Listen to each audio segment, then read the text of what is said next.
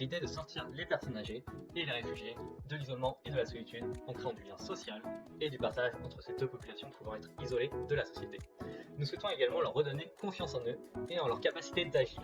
La solution que propose Together consiste en des ateliers mettant en relation des personnes âgées, des réfugiés et des demandeurs d'asile afin de créer des liens sociaux qui sont primordiaux pour assurer un bon développement personnel. Nous souhaitons que les activités soient proposées par les retraités et les réfugiés en fonction de leur centre d'intérêt, leurs compétences et leur savoir-faire.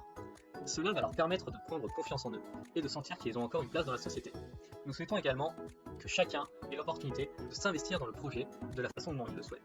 Cela passe par la simple participation à nos activités, à une aide plus importante pour la préparation des événements ou encore l'animation d'un atelier. En raison de la crise sanitaire, nous avons dû repenser notre activité. Pour cela, nous avons proposé à nos bénéficiaires des ateliers de création, donc notamment composés de peinture, d'origami ou de cuisine par exemple. Alors nous leur proposons de faire ces ateliers de création en ligne s'ils ont le matériel nécessaire. Sinon, nous leur proposons aussi de réaliser ces ateliers par envoi postal et différents tutoriels.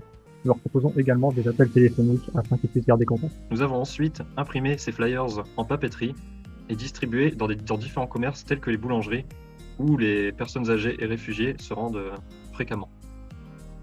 Nous avons aussi réalisé des questionnaires pour nos bénéficiaires pour pouvoir ensuite aller les interviewer et mieux comprendre leurs besoins suite à des conseils qu'on nous avait donnés à Eclosu. Nous sommes aussi allés à la Maison des Accueillis à Grenoble où on a pu rencontrer des réfugiés, leur parler de notre projet, avoir leur retour sur ce projet.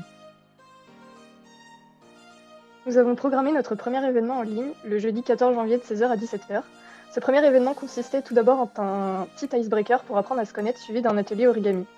Nous avons également réalisé une version papier de cet atelier pour l'envoyer aux personnes ne pouvant pas nous rejoindre en ligne. Et pour la communication, nous avons recontacté les associations avec qui nous étions déjà en contact, ainsi que les personnes potentiellement intéressées que nous avions rencontrées en leur partageant notamment le carton d'invitation réalisé pour l'occasion. Malheureusement, le jour de l'événement, personne ne s'est présenté. Cela nous a fortement déçus, mais nous n'avons pas abandonné pour autant. Pour la suite du projet, nous nous disons que pour essayer d'attirer au mieux les personnes âgées et les réfugiés de Grenoble, il serait peut-être mieux de les contacter directement. C'est pourquoi nous comptons sur les questionnaires et les interviews que nous allons aller réaliser prochainement dans la rue pour les personnes âgées et à la maison des accueillis, notamment pour les réfugiés et demandeurs d'asile, pour entrer en contact plus sereinement avec nos bénéficiaires et donc leur permettre d'être potentiellement plus intéressés par notre projet. Donc suite à ce premier événement, il y a eu des questions qui sont venues à nous, parce qu'il n'y a pas eu grand monde et qu'on a aussi du mal à impliquer les associations avec nous et faire venir leurs membres à nos événements. Et donc nos problématiques clés, c'est comment on pourrait attirer nos premiers bénéficiaires et comment on peut réussir à impliquer les associations avec lesquelles nous sommes déjà en contact et avec qui la communication est parfois difficile.